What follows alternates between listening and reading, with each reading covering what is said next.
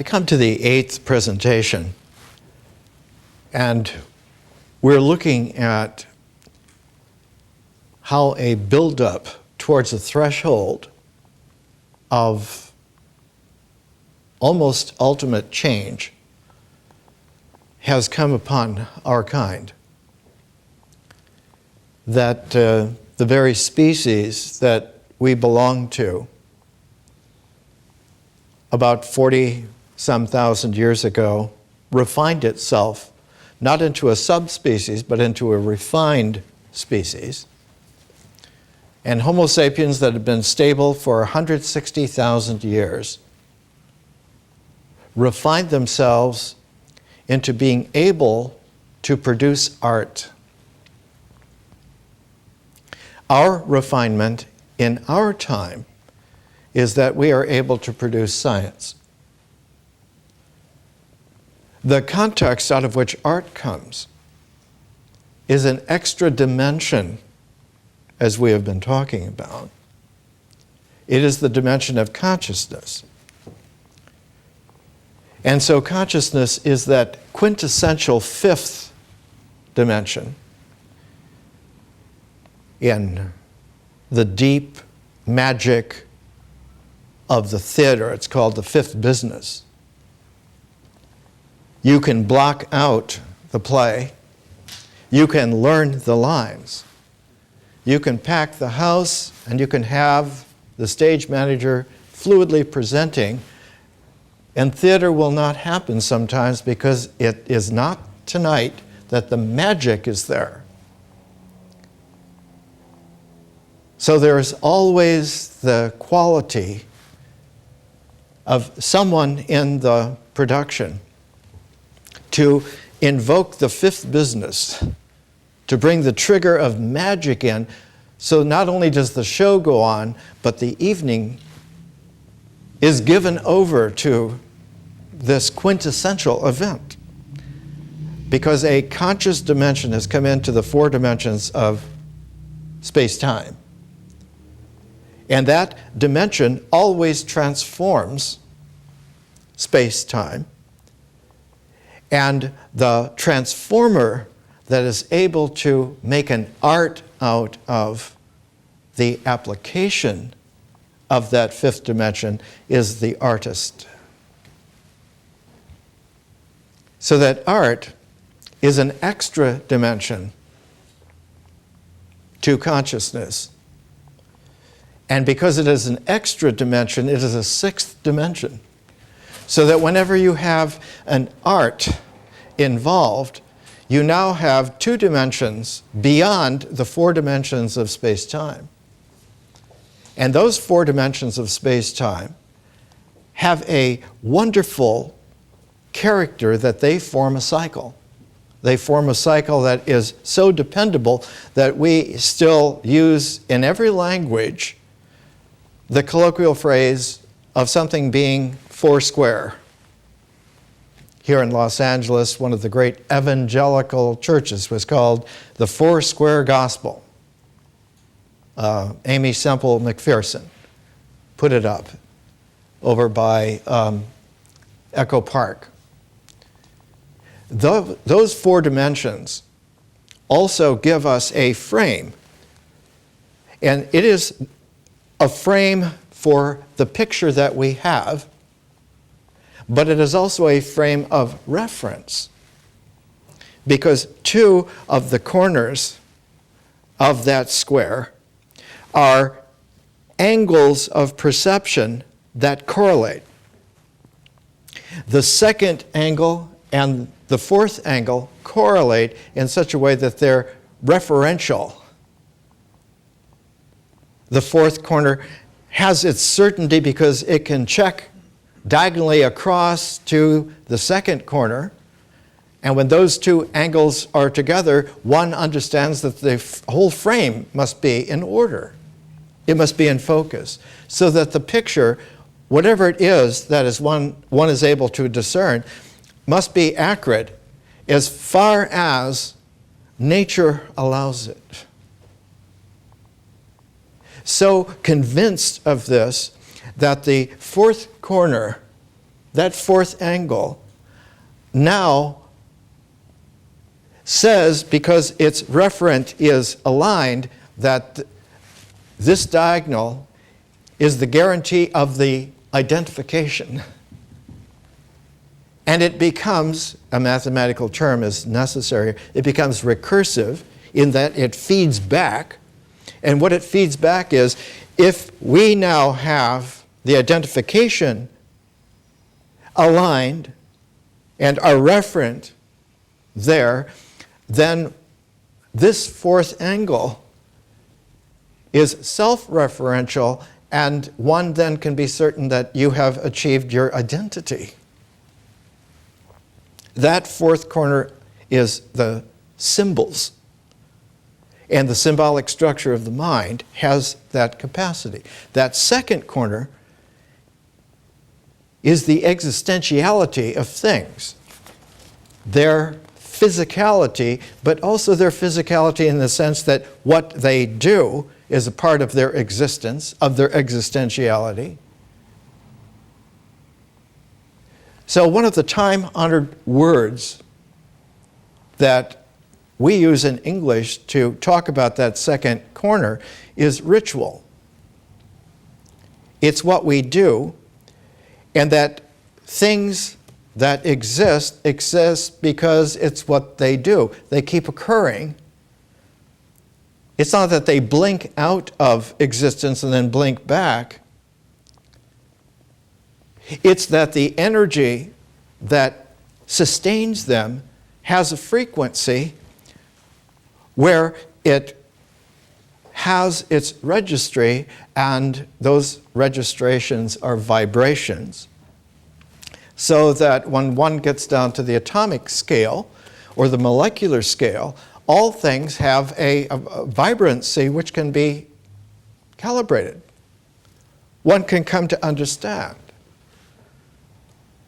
One can even come to understand that such a thing as starlight or sunlight is able to be put through a diffraction pattern so that one can see the rainbow. Or one can see not just the rainbow from sunlight, but one can see in starlight an even more refined prism, a diffraction grating that allows for thousands of registrations of lines. And when you apply it to the sun, the first person to do this was a scientist in the 19th century named Fraunhofer, and for him, these lines in an astrophysical spectrum are called Fraunhofer lines. They're dark. They're dark because they're of elements that are not there, and the lines that show up are elements that are there. And when one looks at other suns, other stars, they all have their individual spectra.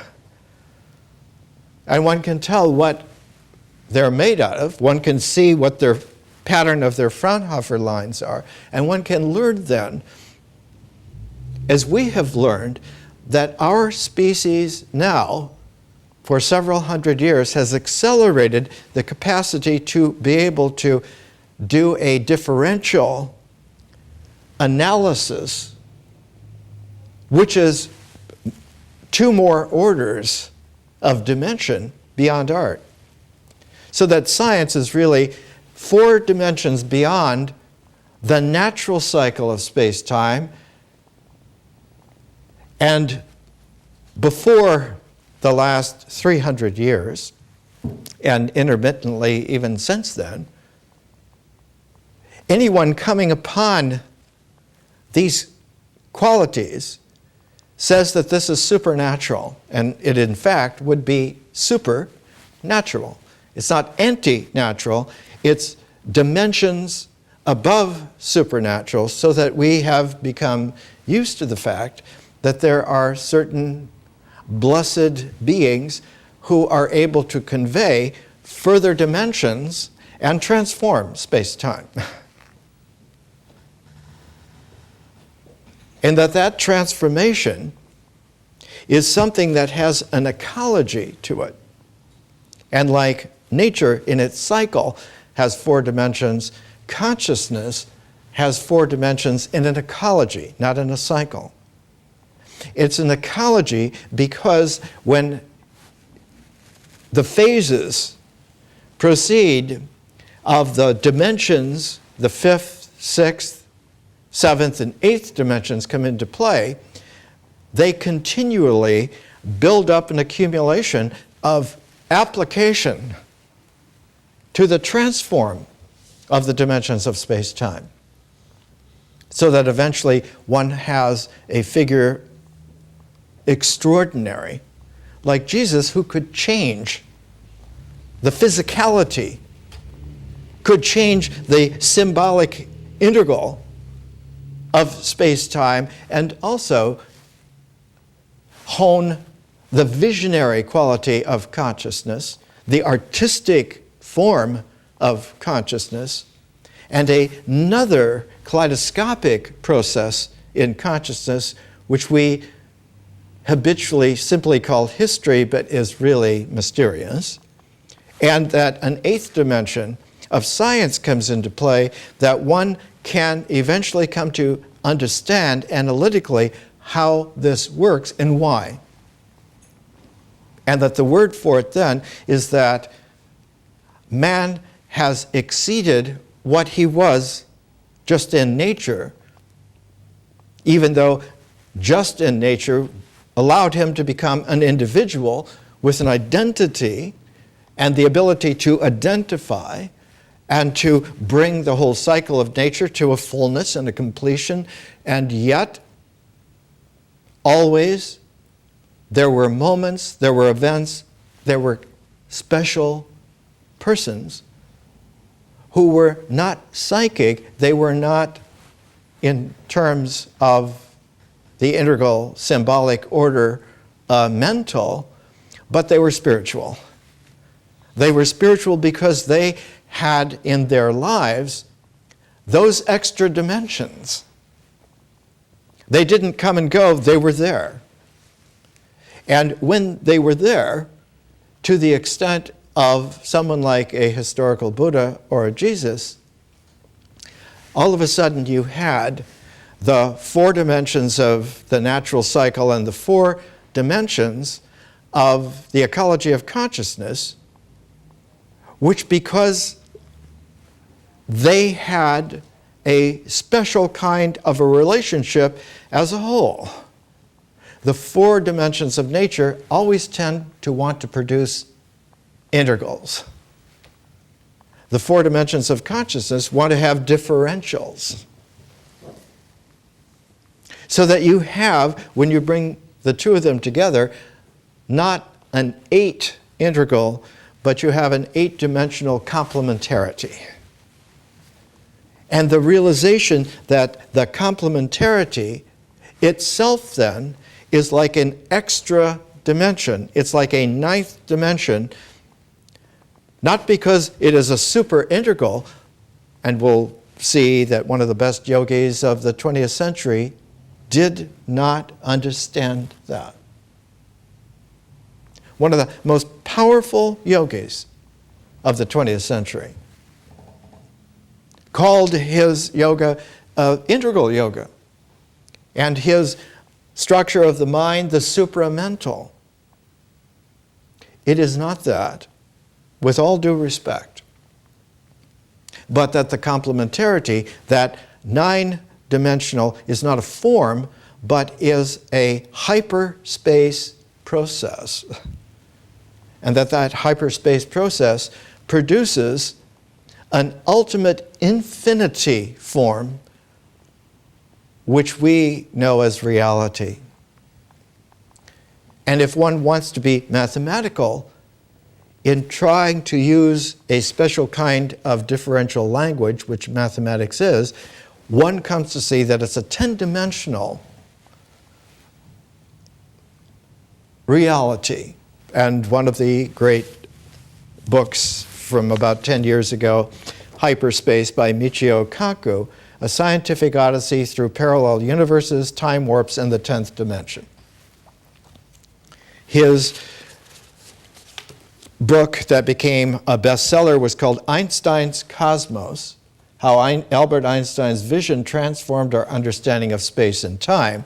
And when one comes to the very end of it, one of the very last paragraphs, he writes, "These parallel universes might provide yet another explanation for dark matter. If there is a parallel universe nearby, we will not be able to see it or feel it, since matter is confined to our membrane universe. But we would be able to feel its gravity, which can travel between universes. To us, this would appear as if invisible space had some form of gravity, much like dark matter. And in fact, superstring theorists have speculated that perhaps dark matter can be explained as the gravity produced by a nearby parallel universe." This also is an error. This also is a very complicated act of egotistical hubris, because the ecology of consciousness is not subsumed in the integral at all. The mind is not the arbiter of what is real. The spirit is several dimensions superior to the mind. And the cosmos, as an 8-dimensional home, is several dimensions superior to the spiritual person. So that there is now a relationality, not of referential back for certainty, but of referentiality forward in humility. So that the quality of the spiritual person is not to check the world for who they are, but to extend praise so that they may participate in being real. This is good. This is a quality that now refines Homo sapiens sapiens into a new refinement, and I've given it the name for the last at least 25, 30 years, of Homo sapiens stellaris, star wisdom man, who is at home in the entire star system, but also is at home being on the interstellar frontier, which extends out beyond even galactic limits. We have photographs of the background radiation of the entire universe. These are not stars, these are not galaxies. This is the energy left over from the creation, the origin of the universe. And if you flick it just a little bit, you'll see in the holographic, the second survey was even more refined. And the third survey is going on as we speak. This is from the net, January 2009. Astronomers to gaze back in time and map the history of the universe. And this is a new series of scientific analytic instruments. Notice that as one has the cone going out not just to an idea of a universe, but the whole spectrum of a cosmos, now one is able to see that time has a special quality. It doesn't just go back in time, but it has a parenthetical symmetry with the future. And the more that you go so-called back in time, the more that you are able to analytically understand the future, so that all of time becomes within a parenthetical where the original is a zero that begins, and its symmetry is with an infinity that doesn't have to begin because it never ends. It never was ended. It never was begun.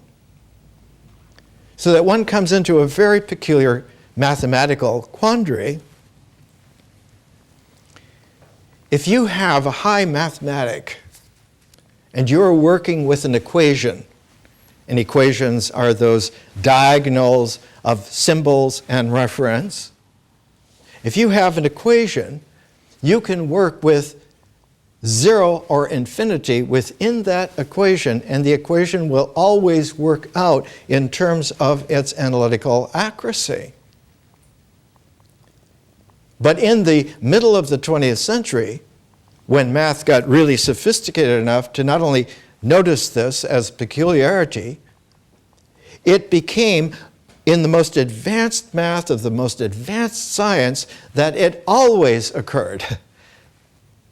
Every time you worked out an equation dealing with the really subtle qualities, not just of existential things or symbolic forms of them, but with the relativity largeness or the quantum smallness, the equations always came out with not only with an infinity, but came out with unlimited infinities. So that they had to invent a kind of a filter that would take the infinities out of the equation so that one could understand what you were dealing with and have something that would register. And then you could take the results that you could work with because it had been renormalized. And that was the word that was used, renormalization.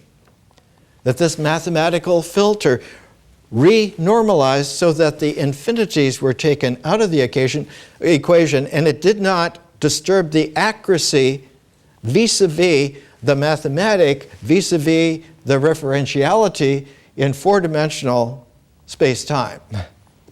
But what it did was to abstract out so that one had blinders on and did no longer realize that one had done a reduction by the filter, so that, yes, it worked with existential application. It worked with mental symbolic forms, but it was dealing with apparency in 4 dimensions of at least a 10-dimensional reality. So that there was a special prize that was offered a long time ago when math was first starting to be powerful enough to bring these things through. It was a prize for somebody to be able to explain why at that time they hadn't gotten sophisticated enough to deal with the infinities, but one of the things that got in the way is that when you had a higher dimension of geometry than the kind of 4-dimensional geometry that people had dealt with for a couple of thousand years, a man in 1859, his name was Bernard Riemann, he offered a prize because his equations, not in the integral geometry, but in the differential geometry that he had invented and come to understand, we call it Riemannian geometry today, or sometimes, because there are many variants of that, it's called differential geometry. He offered a prize for anyone who could explain why in that mathematics, in that differential geometry, zeros occurred all the time. Not only all the time, they occurred exactly so that he said zeros are the space between numbers. That the existential actuality of a number is something because it is surrounded by a 0 before it and a 0 after. 1 is 1 because it's just 1. And 2 is 1 more than 1, just 1 more than 1, so that the whole cardinal number sequence, if you just pay attention to reading the numbers, saying the numbers, if you just pay attention to counting, you have evaporated the fact that the zeros coexist, but invisibly, with the numbers. And not only with the numbers, just before the numbers. Because what occurs before 1 is 0, so that it was capable for deep spiritual men and women, even 5,000 years ago, to understand that oneness came out of not nothing, but came out of a mysteriousness. Who knows, but one can't give it an assignment. One can't label it. One cannot number it. One cannot count it, but nevertheless, it is real. It is not an artifact, but it is real. So that when one has counted through a certain set of numbers, we use the Arabic number is now 1 through 9, and when you come to 10, now the 0 appears. But it appears after the 1 instead of before the 1, so that 10 is a 1 and a 0, but the 0 after the 10 means that the power has gone to the order of ones, and 1 to the 1 is 10. If you put 2 zeros, 1 to the second power, you have 100. If you have 3 zeros, 1,000, 1 now is 1 to the third power. That these are powers of 10 of 1. So that one now has an ordinal scalar with which to understand existential reference of symbolic forms, but the subtlety, the mystery in it is that the original 1 came out of a mystery, came out of a 0, and the first men and women to recognize this were the Chinese, and they called that 0 Tao. And what came out of it was Te. And Te means, has meant in Chinese, itself. It is the unity that it is. And that no matter what happens to it, that those facets of it are also unities. They also have their oneness. And then the realization was that the only way in which one could show to oneself the mysteriousness of the Tao was to put the two together, the 0 and the 1, in triplet. Repeat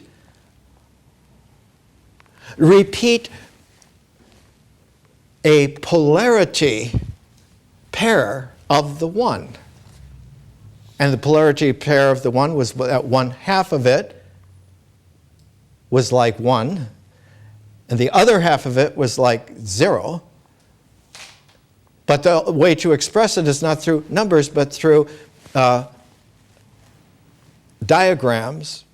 And so the 1/2 of the 1 that was like 1 was an unbroken line, and the 1/2 that was like Tao was a broken line. It had the space in the middle to say it's mysterious. We don't know, but we do know that it operates this way. So that by pairing those, one would come to a dead even limbo. So you put a third line in. It can be either unbroken or broken. It doesn't make any difference. Because both of them will show a 4-stage cycle of integral. Both the broken line will have 4 different phases, and the unbroken line will have 4 different phases. And that if you pull them together, they will have a quality that is truly mysterious. Not only now does 1 come out of 0 and be 1, but the 1 is able to be 1/2 and 1/2, so that the polarity is equal. But in that polarity that's equal, if you run it through all of its cycles of permutations, of possibilities, and you bring them together, the 2 now the 2 has a form which is cubed. 2 to the 3rd is 8. Now it really got mysterious, because if 1 comes out of 0, and if the 1 is able to be developed into a pair of that pair, now it is said, not only is there the mystery of Tao and the unity of Te, but the unity of Te has a polarized pair called yin and yang. And that if you play with the whole cycle of yin and yang, you will come up with 8. You'll come up with a matrix of 8 possibilities that are universal. They're always there. And the first description of that 8 matrix cycle, because it was 5,000 years ago, was of a rainstorm in the mountains. Probably the first people to really come to understand this. Their names legendarily are Fu Shi and his consort, Nu Gua. And there is a very, very famous, I've showed it to you last week, the pairing of Fu Shi and Nu Gua is that they are dragon people. They come out of the mysteriousness that one doesn't really know, but it is like Tao, so that they are not dragon people in a negative way, they are dragon people in a mysterious way. And the original dragon, in Chinese understanding 5,000 years ago, was that in the night sky, the most conspicuous thing is not the moon, not the planets that move, not the comets, and not even just the stars, but the fact that most of the stars collect together in a cloud. And that Milky Way cloud was the original dragon, and that in the sinuous energy, not just a straight line frequency energy, but a wild energy, the part of the dragon that touched nearest to the earth at the horizon at the winter solstice correlated to Polaris, the North Star. So that now one could draw a plumb line from the North Star through the Milky Way closest to the earth, and heaven and earth would have, for the very first time, a plumb line by which one could center the pivot of whatever relationalities you had. And so the female holds a plumb line, while her deeper than husband, deeper than companion, her eternal pair, Fu Shi, holds a carpenter's square. It's like an L that's linked with a diagonal. And if you have a plumb bob and a carpenter's square, you can build true. You can put the foundation where it really should be put in such a way that it really will be a foundation, and you can build a building from that. It will be there. So that the referentiality now includes more dimensions than were there before, and for the first time you get a sense that an architecture can be appreciable, and it can be worked out in terms of a geometricity, and that geometricity can be raised at least to 3 levels of certainty. The sphere becomes the full cycle model out of which one can now hold in the symbolic shape of the mind the wholeness that all of the parts and all of their movement are going to obtain. If you take a diameter of that sphere, you will have a disk, and that disk becomes the halo symbol for the spiritual, because they can do this. They can see the disk of the sphere of the heavens. And if you extend that disk through the sphere, you now have an infinite plane, and the ancient name for it in all cultures turns out to be translated as horizon. That there is an infinite horizon that runs through the disk of man's capacity to understand the sphere of the wholeness. Now you have something which is extraordinary. You have a spiritual person who is able to transform the world and transform themselves through refinement so that they are now at home in heaven. We're going to take a break in just a minute. But we need to carry this one more phase forward. The future that occurs always transforms the past so that the past, whatever it was, is new now. Anytime that one begins a conscious visioning, the past becomes malleable. It's going to change. It's not going to change like a parallel universe. It's that the universe now has begun its cosmic ecology. All possible worlds. You don't have to go to a mental projection of parallel universes. A cosmos is not a universe. One of the greatest yogis of the 20th century did not understand that. Missed that. Which is extraordinary until one realizes that he was educated in England. He was taken out of Calcutta at the age of 7 and put into the best schools in England. He went as a 7-year-old to St. Paul's School. St. Paul's Cathedral in London is like St. Peter's in Rome. And the St. Paul's School, founded in the Renaissance by John Colet, absolute mastermind, had studied with Ficino in Florence and took the Florentine Renaissance back to England, back to London, back to St. Paul's, and founded St. Paul's School to open the Renaissance in England. And so Aurobindo Ghosh came from a very wealthy, medical, successful family in Calcutta. At 7, was put into St. Paul's School in London. And because he was a universal genius, when he was ready to come out of that, he was put into Cambridge University in England and became the outstanding intellectual genius of that time.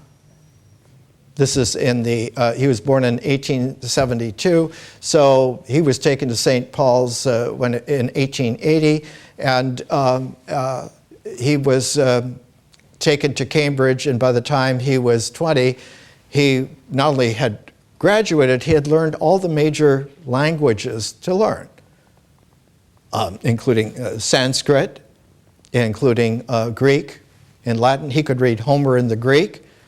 He could read Virgil in the Latin. He could read the Mahabharata in Sanskrit. He could read all the European languages. He read Goethe in German, and on and on. He was an intellectual genius. But when he came back to India, in the 1906 era, where he again was not a star English intellectual, but he was offended that he was considered a dark-skinned Indian. What do you mean, an Indian? I'm a gentleman's gentleman. I more master your civilization than you do. So they threw him into jail. We're going to teach you. They threw him into a little cell, 5 feet wide and about 5 feet long, so that he had to sleep curled up. He had nothing to do. They gave him no books, no paper. There were no nets, no radio, no TV. So all he had to do for an entire year was to do internal yoga. That's all that he could do. And when they opened the cell door and he came out, he was no longer the gentleman's gentleman. from Calcutta or London or Cambridge or anywhere else. He was a universal yogi. So he went to the far south of India, down to the French Coromandel coast of India below Madras. And he began to understand that he had the ability to generate an ashram and not teach like they taught at St. Paul's School or Cambridge or in other places, but that he could make a ashram community where the yoga of the entirety of the sphere allowed for the disk of spiritual understanding to come through enough to extend to the horizon of infinity. And Sri Aurobindo, while he was involved in doing this, World War I broke out in 1914, and almost exactly when it broke out, a young, beautiful woman, her name was Mira, because her mother was French, and her last name was Alfasa because her father was Egyptian. And this beautiful French-Egyptian woman, about 30, who had, since she was a little girl, been also a spiritual genius, had gone through all kinds of disciplines, had been everywhere in the world. Tokyo, Cairo, Paris, she mostly lived in Paris, everywhere in the world. And she met Sri Aurobindo, and they got each other immediately. That they were a parenthetical of many dimensions beyond what most people would consider attraction.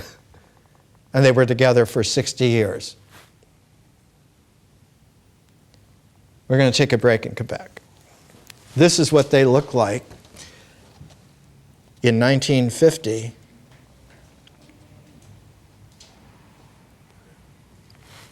Let's take a break.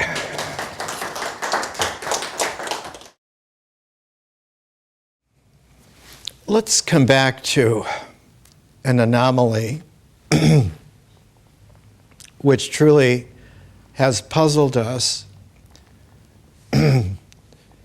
It was there in the 18th century, and the response from men and women like ourselves was to produce revolutions that would reset the way in which time-space was experienced and kept track of. In the French Revolution, they said this is the year 1. Now, if they had been really wise, they would have said this is the year 0.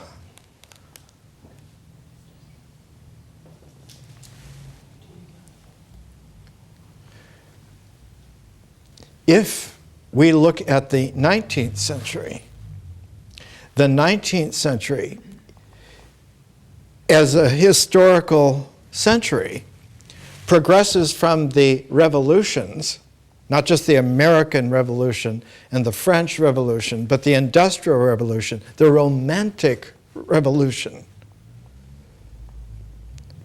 The more and more that the struggle to upset the apple cart not only upset the apple cart, it frightened the horse.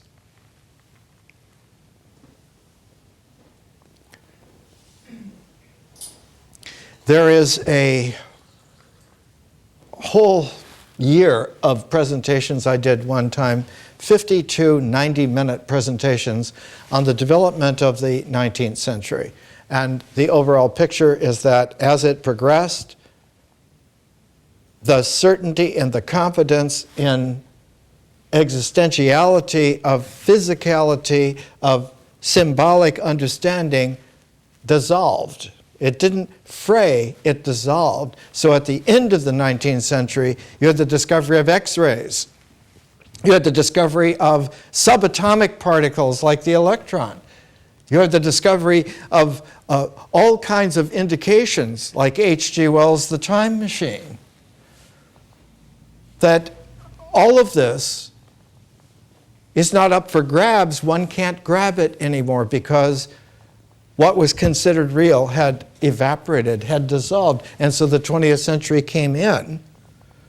The overwhelming emphasis was on parapsychology, psychic research. The head of the Psychic Society, based not only in London, but in the United States and New York, but especially its head was at Harvard, was the greatest psychologist of the day, William James. Before there was a Freud, before there was a Jung, there was a William James. He wrote the world's first textbook on psychology. He made the science of psychology. The 2 volumes are still available in print because it is a masterful survey of the entirety of it. He was the president of the Psychic Research Society because he himself had been initiated. As a young man raised to be a universal genius like Sri Aurobindo, William James' father crammed genius regimen on his children. And 2 of them responded and became world-class geniuses. William James and his brother Henry James, the great novelist. The only daughter, Alice James, finally psychologically collapsed and had to be taken care of for the rest of her life in an institution. The other 2 managed, like young men, to elbow their way out of the family complications. But William James was the one who got appointed as a young man to an expedition to the Amazon jungles in South America. The great Professor Agassiz at Harvard was going to do a scientific survey of the Amazon jungle. And young William James went along with the expedition because his father was very famous and quite wealthy. And James himself was raised internationally. He went to school in Germany as much as he did in the United States. But on the way, he got ill on the ship, and as it went into the harbor in Rio de Janeiro, he literally had a breakdown. It's hardly ever alluded to. It was not a mental breakdown, not a physical breakdown.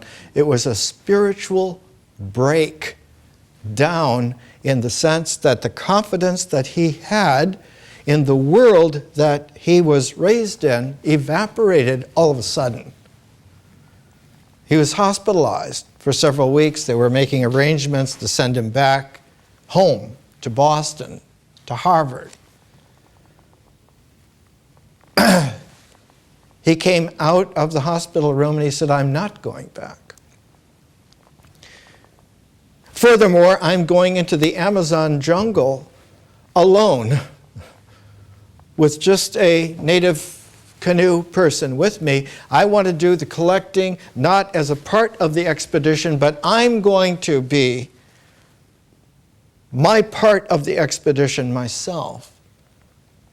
And he spent several months alone. Not only on the Amazon, they went far enough down to where the Rio Negro comes in.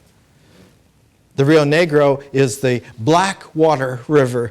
The Amazon is a kind of a muddy, brownish river. And where they come together at Manaus, they flow like 2 serpents intertwined for hundreds of miles, not mixing because they're not miscible, because the sediments change the composition of the liquid. And James, all by himself, you have to understand, this is before the Civil War.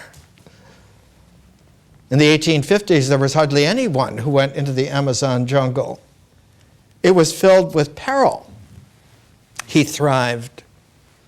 And when he came out, William James was no longer a boy. He was no longer a young man. He was no longer a Harvard genius. He was no longer a German university student of great promise, he was like a shaman. He understood. Mysteries are exactly and precisely mysteries.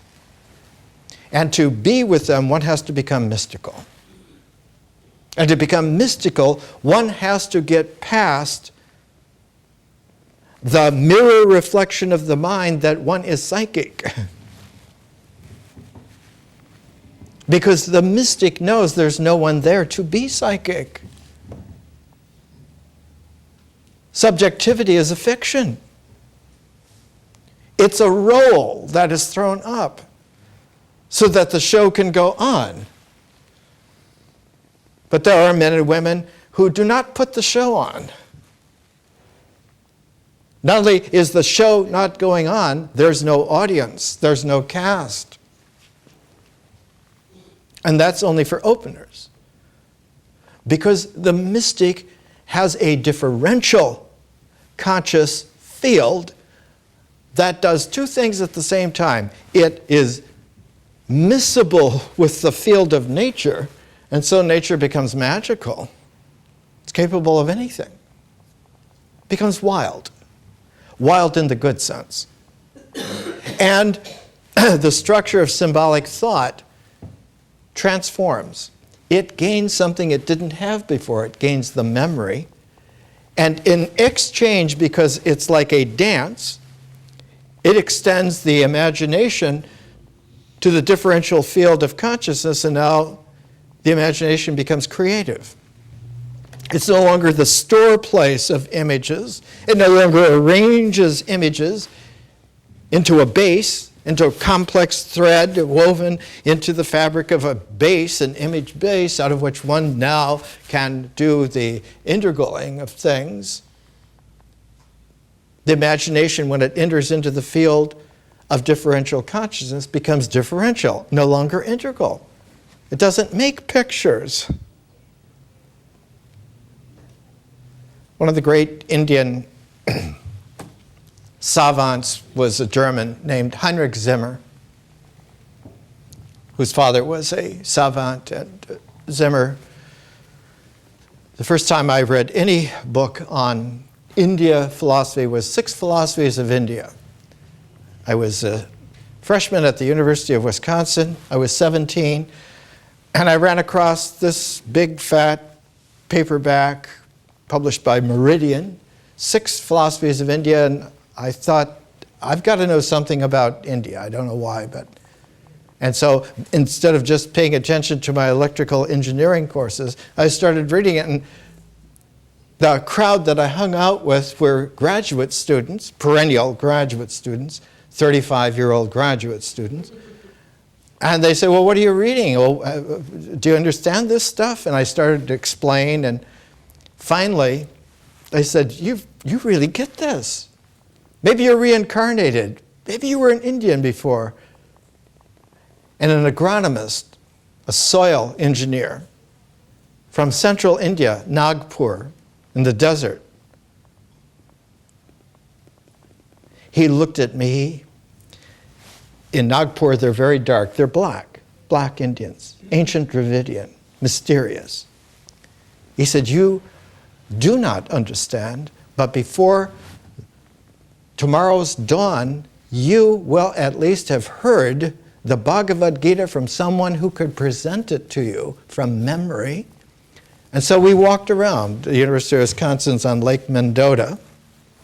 It's a long way around, and on the other side of it is the insane asylum for Wisconsin. So you don't want to go too far. So we walked, and this is a Wisconsin winter. This is cold. And he kept reciting Parvan by Parvan, and with the glistening eyes and the Gangadine smile, the soil engineer clued me in that you have to get into the rhythm initially, and then you have to understand that the rhythm has like a combed bar, and that the notes of what is being sung here are arranged on that bar, but in a creative way so that you learn that the rhythm has intervals of realization. And if you can't carry your realization constantly with you, you're not in the real rhythm. You're only in the percussion. It's not just the percussion. There's a sitar playing, a raga called wisdom. And the raga in the Bhagavad Gita is sung by Krishna, and the tabla player is Arjuna. And when one understands not only how to hear this, but how to be with this in its wildness, that was over a half a century ago. I once did an American reading of the Bhagavad Gita, 9 90-minute presentations. It's only on audio tapes. There was no DVD at the time. The quality of a great yogi like Sri Aurobindo is that he was a literateur. He was a writer of poetry and of epics on the level of the author of the Mahabharata, Vyasa, who lived about 300 BC. The Mahabharata took place in ancient history 3102 BC, but it was written down first about 300 BC by Vyasa. There are at least several plays, classic plays, like Greek tragedies by Aurobindo, and a great epic called Savitri. The woman that was with him, Mira, became known as the mother because of the primordiality of the mother. When she was young in 1897, she lived to be 95. She was a beauty. And in this book on the mother, there are various little photographs of her. Here on the right, she's in Algeria. On the left, she's in Tokyo. But one of the curious things when it comes to Buddhism, there was an interview. Someone asked her, what is the little vehicle and the great vehicle? These are Buddhist terms. This is the translation of a Pali word, I believe. It is said that the religion of the north is the great vehicle and the religion of the south is the little vehicle. The little vehicle abides by quite a strict teaching according to what has been preserved or believed to have been preserved of the words of Buddha. You know, the Buddha used to say that there was no God. There was no persistence of the ego. There were no beings of higher worlds who could incarnate here. He denied almost every possible thing. The religion of the South is like that. It is extremely nihilistic. It says no, no, no to everything, while in the region of the North, which has been practiced in Tibet and spread from Tibet into China and from China to Japan, one finds the bodhisattvas who stand for saints, as in all other religions. All the previous Buddhas who are also like some sort of demigods or gods. I don't know if you ever had a chance to visit a Buddhist temple in the north. I saw them in China and Japan. For you enter halls where there are innumerable statuettes, all the bodhisattvas, all the disciples of those bodhisattvas, all the forces of nature deified. Indeed, you are overwhelmed by the number of gods. On the other hand, if you go south, there is nothing, not a single image. I believe they speak of the great vehicle because there are lots of things inside, and the little because there are few. I don't exactly know the origin of the two terms. It is pathetic that someone who would be at the pinnacle of 20th century spirituality has no understanding of something fundamental.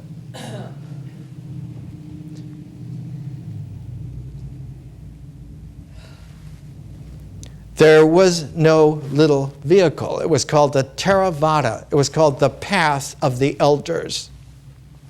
It's the path integral of those who learned personally from the Buddha and passed on that learning through a mnemonic recitation of exactly how he taught. And he taught by sutras. Sutra in Sanskrit means the thread. If you see Theravada monks, like from Sri Lanka or from what used to be Burma, Myanmar, or Thailand, if you see them chanting together, when they chant the sutras on special occasions like the full moon, they will hold a golden thread among them so that the recitation will be not only in the right chant rhythm, and that rhythm comes from ancient Vedic India. It comes from the Rig Veda.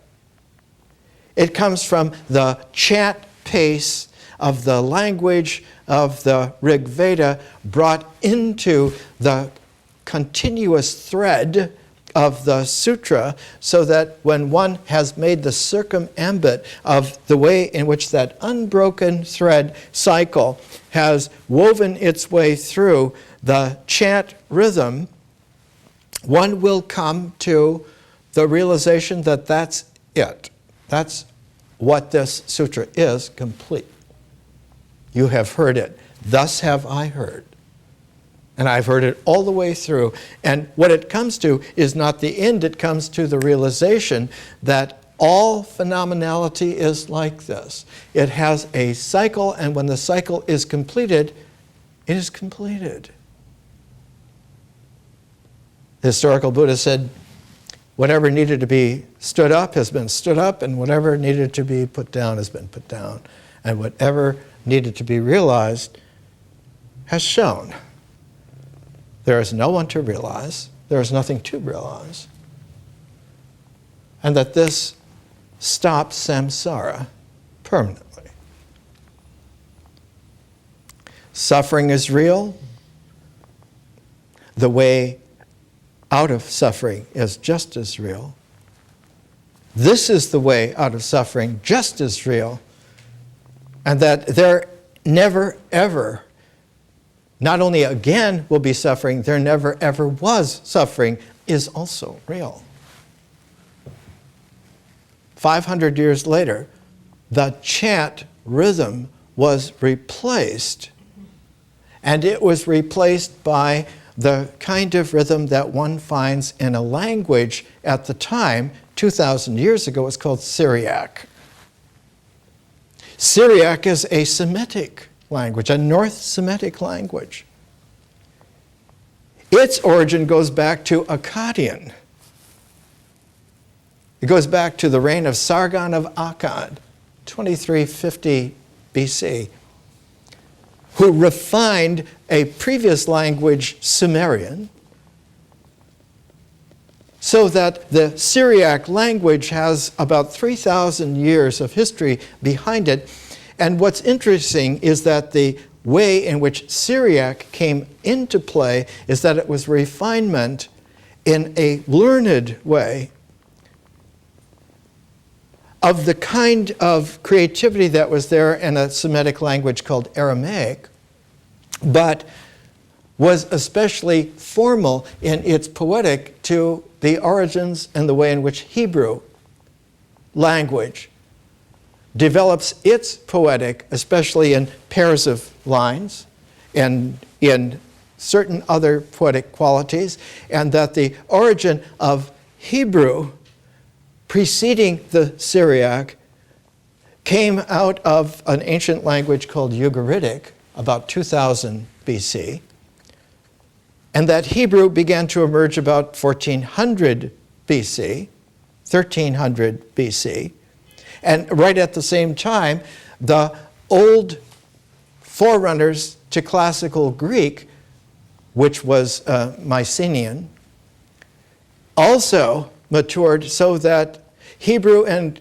Greek, classical Hebrew, both paired, came out of the same language matrix, and that Syriac was a way in which the refinement of the poetic of Hebrew and the refinement of the poetic of Greek were able to be tuned together in such a way that there were certain masterful writers at the time who could write a poetry either in Greek or Syriac, and it would be poetic in both languages at the same time. And if you translated the poetic Greek or the poetic Syriac into Hebrew, it would read like poetry in Hebrew as well.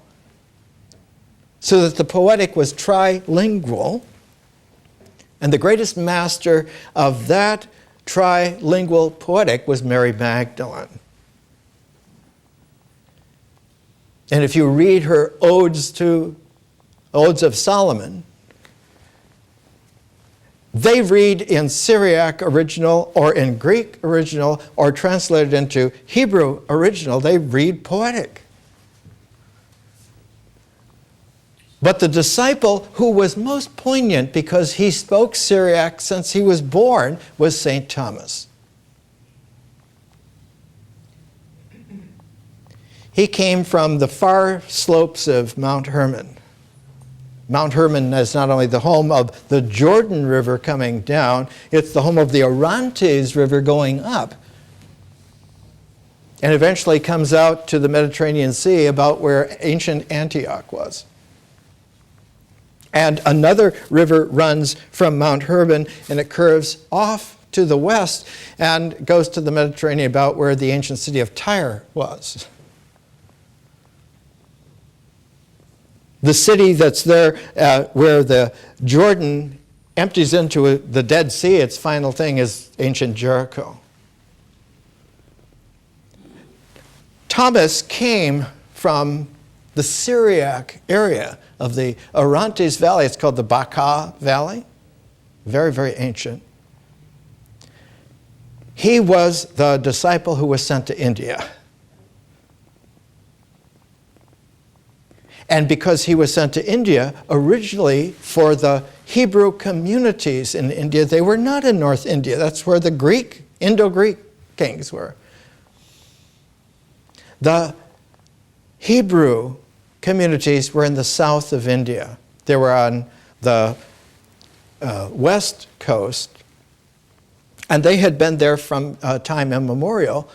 And it was a very lucrative business because you dealt largely with exporting spices like pepper and cinnamon and so forth. And you could pack in small barrels an awful lot of product because it was used sparingly, and so it was very lucrative. It was difficult for people to handle these things because you had to take them not only a long ways, you had to go through many way stations.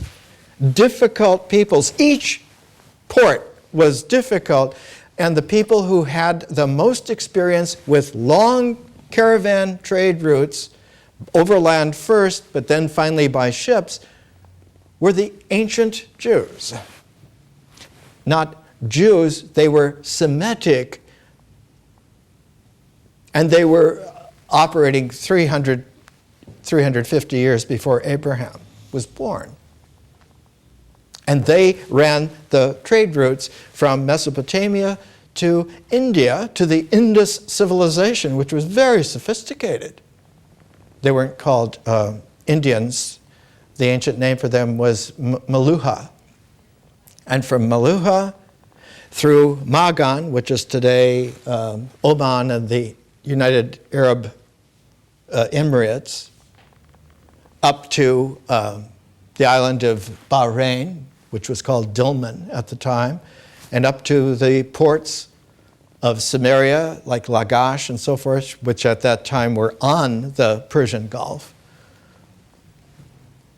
So that Semitic traders were used to handling lots of different languages, lots of different kinds of people, different cultures, and being able to link them all together with a common understanding that the trade that's going on here benefits everyone, and that one of the great benefits of it is that they tipped all of these ports and places with an indispensable element, a metal that could only be found in a few places in any kind of a commercial way, and that metal was tin. Because if you mix a little bit of tin with copper, you get bronze. And so the whole Bronze Age was fueled by the supply of tin, which was very difficult to get. And how do you get it from the Indus Valley all the way into Anatolia to where Troy was? Because of Semitic traders who were able to handle this all the time. And later on, their descendants, the Phoenicians, carried this to the west, all through the Mediterranean, out into the Atlantic Ocean, and down the African coast. They liked especially not having ports where they had to have fortresses to protect their goods and themselves. They liked little islands off the coast where they could purchase the rights to have trading ports there. It wasn't going to interfere with anybody's kingdoms. One of the far South African ports is off the great headland. The country now is called Senegal, and the city that's there is called Dakar, the Paris of Africa. And the little island just to the south off the Dakar headland is called Gorée, and it was a Phoenician trading port. About 1500 BC, the Egyptians began to understand that if they worked with the Phoenician trading ports that are going off to the west, if they reopened another kind of trading port going to India, they will be able to run competition to the northern Semitic trade routes. And the queen of the Egyptians, the pharaoh at the time, was a woman. Her name was Hatshepsut. She started sending fleets of 60 ships at a time from Myos Hormos on the Red Sea down through the straits that were bridged by ancient Sheba and ancient Saba. Saba is today called the wild highlands of Yemen, and Sheba is called Ethiopia. And so they grew very rich.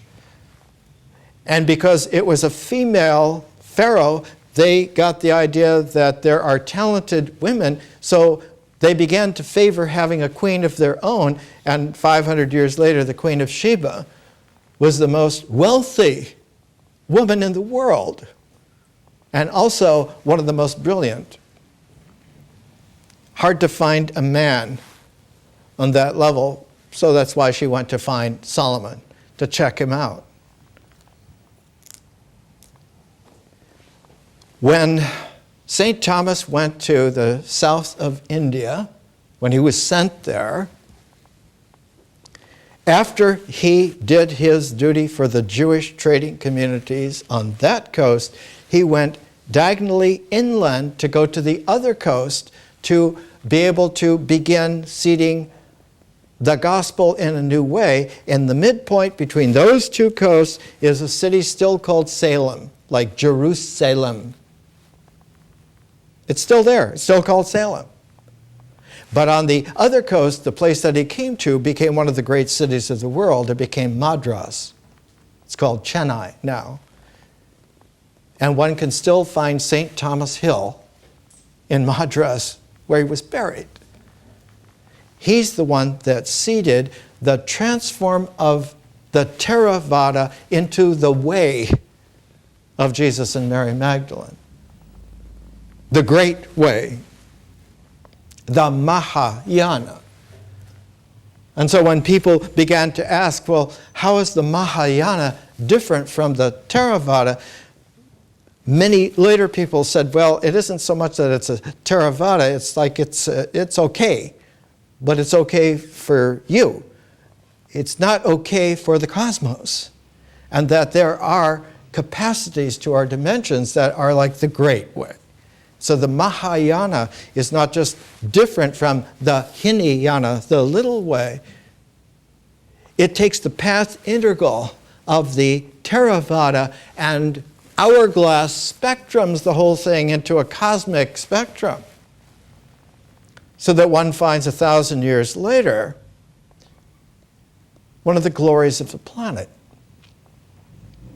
One finds at a desert trading nexus where all of the currents and all of the amazing developments that had happened over 1,000 years came together at a place called Dunhuang, a series of caves with art, illustrations, like ancient Paleolithic caves, like the Ajanta caves in India. But here was the great Mahayana art. And when you look at them, and I'll bring some illustrations of it next week, it looks like Henri Matisse painting 1,000 years ago on the edge of the Gobi Desert. One gets the ultimate speed of the subatomic particle flow of a cosmic spectrum. One gets the astrophysics of the 10-dimensional quality 1,000 years ago. If the Sahara had not dried up in a catastrophic way, that was unseeable because no one understood complex long-term geology. That area of the central Gobi has a huge lake. In Tibetan, it's called Lop Nor. One of the peculiarities of the Sahara is that that lake migrates over centuries. It has its migrational path. And when it dried up where all the cities had been developed and built on it, the people had to either move away or die. And the lake went into more of what is today Tibet rather than what is today the Xinjiang far west province of China. And the Tibetans said, no, it's our lake now. You're not coming in. All those places were undiscovered for 1,000 years until Sir R.L. Stein, a Jewish English explorer with his little dog and 5 or 6 bearers and a couple of wranglers for the animals in 1900 found the material. And when he showed up at Dunhuang, he found that the caretakers there were using as firewood the art scrolls, the books, the paintings that were rolled up, and they had burnt who knows what kind of Alexandrian scope library. And just as he was complaining about that in a very spiritual prayer, one of the walls collapsed in a slight earthquake, and when it fell, it opened a whole library room of art and books and things. And Sir R.L., being a very good ancient international trader, made a deal right then. Whatever you need, I will get for you. Whatever it is, you name the price, I will pay it. And he loaded hundreds of camels, other pack animals with the goods. And because he was a tough cookie, he got them all the way back to the British Museum in London, where they are today. And hardly anybody ever goes to see them because they do what academics do. They catalog them, they put them away, they're very valuable. You may not go and see them. When we make facsimiles, we will make some of them available. One time I was researching for one of my master's projects, the Book of Kells, which is in Trinity College, Dublin. But UC Berkeley had a huge facsimile of it in 3 great tomes with purple, royal purple box. And even the facsimile was wheeled out by an armed guard who stood next to me while I did the research. I could not do anything but look at the pages, look for permission to turn the page of the facsimile, and do my notes. True story. This is Berkeley, 1960s. A facsimile. If you go to the British Museum, you will not even find the manuscripts still together because all of the books were moved to the British Library, not the British Museum. And they certainly never made it to the great Rotunda reading room, even though it has about 30,000 volumes in the reading room. They have millions of volumes that are packed away. Hardly anyone gets to know them.